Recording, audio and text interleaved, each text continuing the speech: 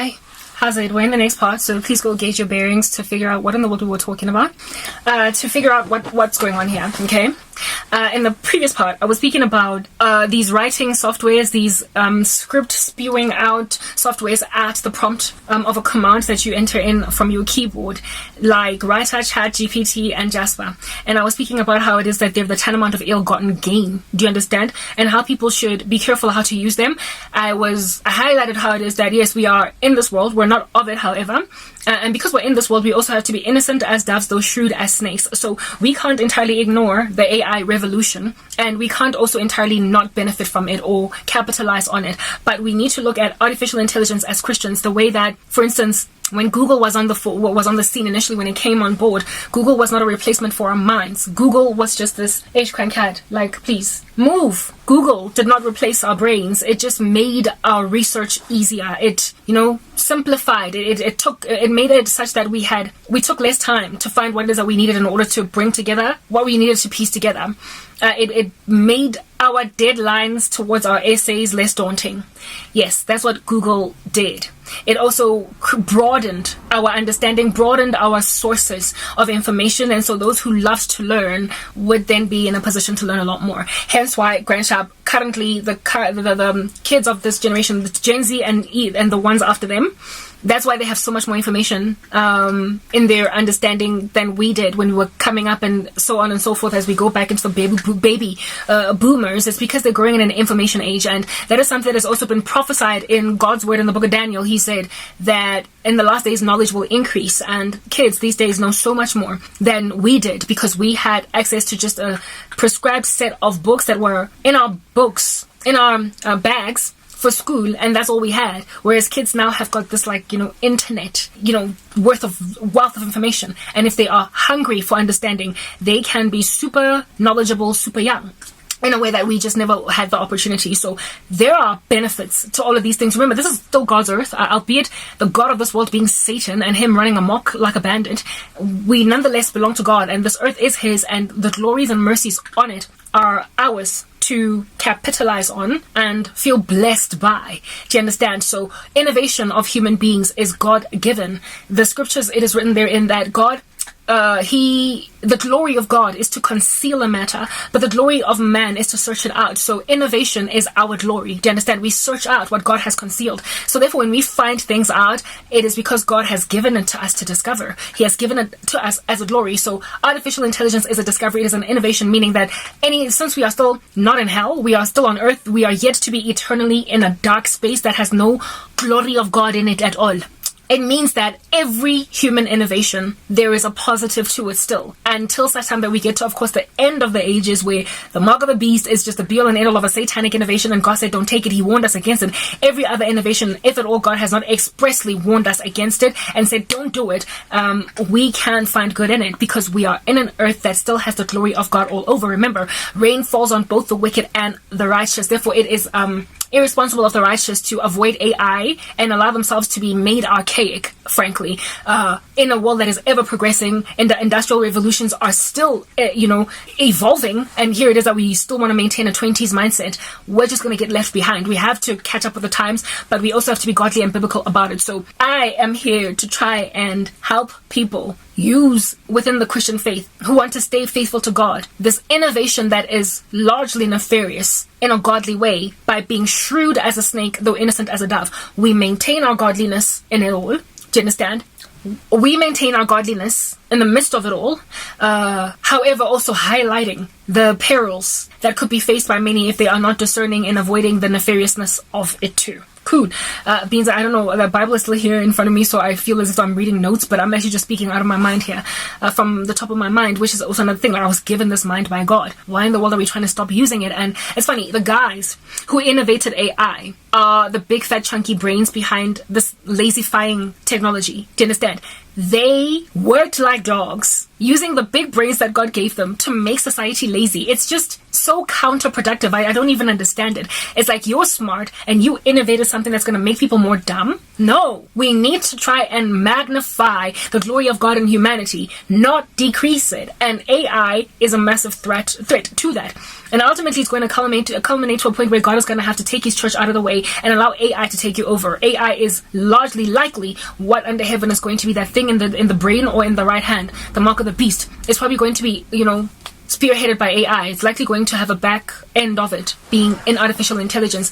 But until such time that we get to that dreadful time in the history of the human race, we've got to use AI to help ourselves live lives here that are convenient but not lazy, all right? But also train people how to not be ungodly in the midst of a society or an era that's making people lazy. Okay.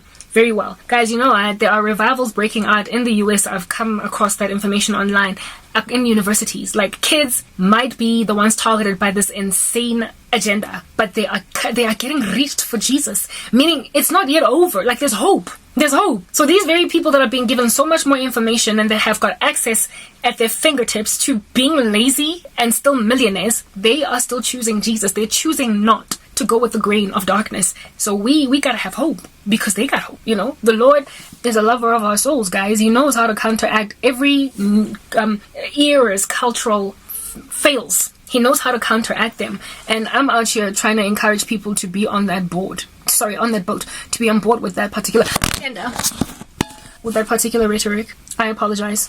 We are struggling with resources. Yeah, anyway, so I was speaking about Jasper, GPT, and Writer. Now, these softwares, apparently Jasper is basically a human being. Yeah. I have not checked out Jasper and I don't intend to because I still like to use my brain.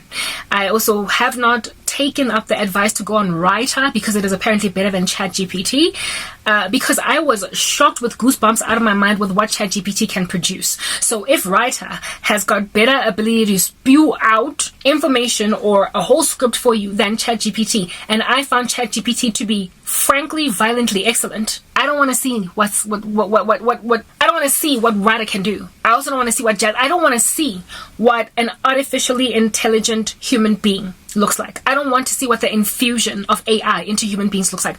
I'm not trying to get there. Like a ChatGPT on its own was a hair raiser. So I love fitness and I love nutrition. It's a subject of interest for me that comes close to the gospel. My primary passion is the gospel. That's the main thing that I love to talk about. Shortly after that, well, actually there's quite a big gap. It doesn't come close to the gospel. It is still far off, but it is the next best thing for me. Fitness and nutrition. And this has been true of me since I was in school. That's why I used to love the subject that was biology. I passed it the best out of all my subjects in school. I don't know why I didn't choose a career in that field. I probably would have been very happy if I did so, but money is what apparently makes this world go round. So I chose a career and I chose a university degree that apparently would make me the most money, not so much that would fulfill my passions. I was scared of blood. That's why I couldn't have never ever done anything within the fields of anatomy, like being a doctor or a psychiatrist or whatever. But I definitely loved anything at all that benefits the human body, but that also does not have to do with dealing with the dying human body. So medicine was out of the question, but things like biochemistry I could have done, but just out of shallowness, I did not want to have to wear a white overall because I wanted to wear a Gucci dress. Yes, believe it or not, that's how I made decisions in the past. It just goes to show how God can transform a brain. If at all I had gotten saved as a kid, I probably would have just flat out studied biochemistry or nutrition, something in the health sciences as a university student. But I chose the commercial sciences because it apparently made us more money. Very well. Cool beans and bananas. So since I've always loved nutrition, anything that has to do with health, the body, how this mineral affects this organ, since that's always just been my just fascination, all right, in this era of sorrow that I find myself in, I was like, you know what, I had this passion and I started working out some time ago, even though I've been kind of lazy these days. Not lazy, I've been inundated with I have been inundated with fretfulness, and so it's made me stop working out. I actually have a true desire and interest to carry on. Anyway, whatever, cool. So since this is my passion, I figured, since it comes close to the gospel, if at all I'm not going to feel like I'm working, you know, they say do what you love and you'll never have to work a day in your life. If I'm not going to feel like I'm working, and if I have to come up with a strategy to make money online that's not going to get me censored, because the world global elites are crazy and they're making sure that everybody says one thing. If I'm going to make money in a secular space, where am I going to make money? And I realize that it's where the passion is at, because then I'm going to have the energy to do it. I'm going to have the motivation to do it because I love it. So I figured that, okay, so I never got to study nutrition and whatnot further beyond biology at school, but I've always had an interest in it. I've always loved to know how the body operates, how it works, how food interacts with the body, and fitness and all that jazz. So I can start fitness blogging, and I can also start nutrition blogging. Since these days you don't have to have a qualification to just give your opinion on stuff. You just need to give a disclaimer that I'm not a nutritionist, I'm not a dietitian, I'm just a girl that loves food. Right, insofar as you can do that, people will come to you, they'll flood to you. There are many people that don't have official qualifications that are doing really well on social media. So that for me was my strategy. Get fit in front of people and eat right in front of people.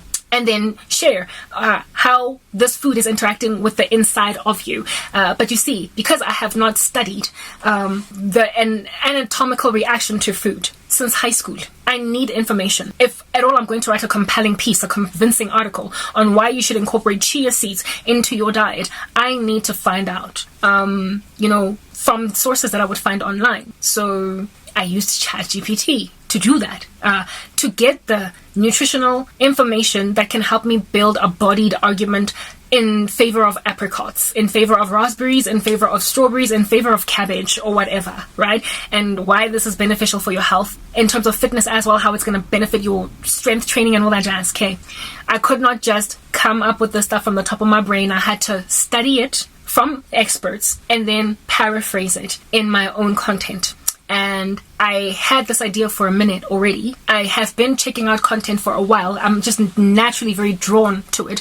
That is fitness related, health, nutrition related, all that jazz. I'm always just checking it out. Things for skin, hair, anything about the human anatomy and how food interacts with it. I'm feeling it, okay? That's been my passion for a minute, since I was a kid. Okay, but I didn't study it in an official capacity at a university. But I have gained much knowledge on the subject from experts all over the world because of my interest in it. So I figured that instead of just being a student of all of these experts, how about I make out of myself a teacher? I need to create a career. And the best thing that you can do for yourself once you have been kicked out of corporate South Africa or corporate wherever you are at is to live a career, thrive or establish a career out of your passions, out of what you naturally adore. Then in that way you're not going to feel lethargic and already dead, the drool at the bedside of this job that you are forcing yourself to do just to make money. I realize that that's the only way that I'm going to be happy in life. So I want to convert out of myself a health and a fitness blogger because it's what I love, next to Jesus. But I do not know, okay, how to put this information together in a convincing, compelling way in my own capacity, alright? So I needed to get advice outside. Basically research. My goodness, guys, what ChatGPT done did. Next part.